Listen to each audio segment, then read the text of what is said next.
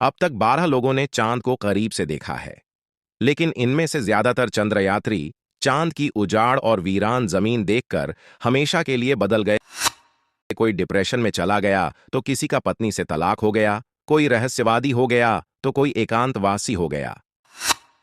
सबसे पहले चंद्रमा को छूने वाले यात्री नील आर्मस्ट्रांग की बात करते हैं। 20 जुलाई 1959 को 10:56 पर अमेरिकी अंतरिक्ष यात्री नील आर्मस्ट्रांग ने चंद्रमा पर कदम रखकर इतिहास रच दिया। 16 जुलाई 1959 को नील आर्मस्ट्रांग, बज एल्ड्रिन और माइक कॉलिंस सुबह तड़के उठ गए थे। इन तीनों ने अंडे और गोश्त का नाश्ता किया। नाश्ता करने के बाद इन तीनों को कैप कैनेडी, फ्लोरिडा लाया गया, जहां विशालकाय सैटर्न 5 रैकेट चंद्रमा तक जाने के लिए तैयार था। अपोलो 11 अंतरिक्ष यान उस रैकेट पर रखा हुआ था। ठीक 9:32 पर रैकेट चंद्रमा की तरफ उड़ चला। रैकेट 24,000 किमी प्रति घंटा की रफ्तार से चांद की ओर बढ़ रहा था। 3 दिन अंतरिक्ष की यात्रा करने के बाद तीनों अंतरिक्ष यात्री चांद की कक्षा में दाखिल हो गए। पृथ्वी से देखने पर चांद छोटा और सुंदर सा लगता है, लेकिन नजदीक पहुंचने पर चांद काला और विशाल दिखाई देने लगा, जिसे देखकर तीनों यात्रियों के रोंगटे खड़े हो गए।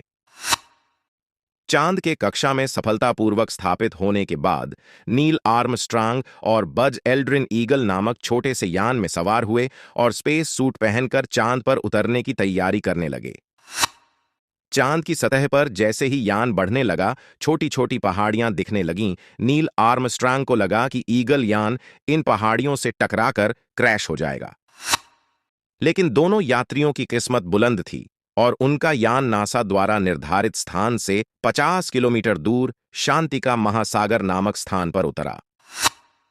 चांद की सतह पर यान सफलतापूर्वक उतर चुका था। अब यान से सीढ़ियां निकलकर चांद की सतह से लग गई थीं। सबसे पहले नील आर्मस्ट्रांग स्पेस सूट पहनकर यान से बाहर निकले। नील आर्मस्ट्रांग का दिल दोगुनी रफ्तार से धड़क रहा था। उनको लगा कहीं चांद पर पैर रखते ही चांद की सतह अंदर ना धंस जाए और वो वहीं दफन हो जाए। चांद पर कदम रखते ही नील आर्मस्ट्रांग ने नासा के कंट्रोल रूम को संदेश भेजा कि वो चांद पर सफलतापूर्वक पहुंच चुके हैं। चांद की सतह महीन पीसी हुई मिट्टी के समान थी, जो बहुत फिसलन वाली थी। वहां दोनों चंद्रयात्रियों ने अपना रिसर्च करना शुरू कर दिया। काफी देर तक नमूने इकट्ठे करने के बाद, झंडा और उपकरण स्थापित करने के बाद नील आर्मस्ट्रांग और बज एल्ड्रिन ईगल यान के अंदर आए। यान में आने के बाद दोनों यात्री बुरी तरह थक चुके थे। यान में आते ही उन्होंने कुछ नाश्ता किया और सो गए। चांद की सतह पर दोनों लगभग 6 घंटे सोते रहे। वहीं नासा कंट्रोल रूम परेशान हो रहा था। अमेरिका के राष्ट्रपति तो शोक संदेश वाला भाषण भी रट चुके थे।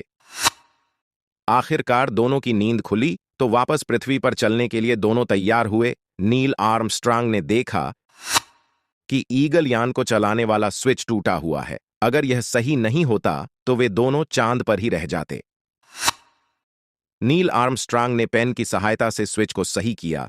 फिर उनका यान चांद की सतह से ऊपर उठकर माइकल कॉलिंस के यान से जुड़ गया। चांद से लौटते ही नील आर्मस्ट्रांग बहुत प्रसिद्ध व्यक्ति बन गए। सारी दुनिया उनका इंटरव्यू लेने के लिए उनके पीछे पड़ गई। 45 दिनों के अंदर नील आर्मस्ट्रांग ने 24 देशों की यात्रा की और घूम घूम कर चंद्र यात्रा की बातें बताने लगे। चांद से लौटने के बाद का जीवन। नील आर्मस्ट्रांग एकांत प्रिय और कीर्ति से दूर रहने वाले व्यक्ति थे, लेकिन प्रथम चंद्र यात्री होने के बाद ऐसा होना असंभव था।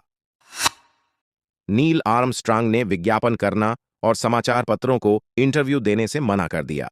शहर से दूर एकांत में नदी के किनारे उन्होंने शानदार घर बनवाया और अपने परिवार के साथ वहां रहने लगे।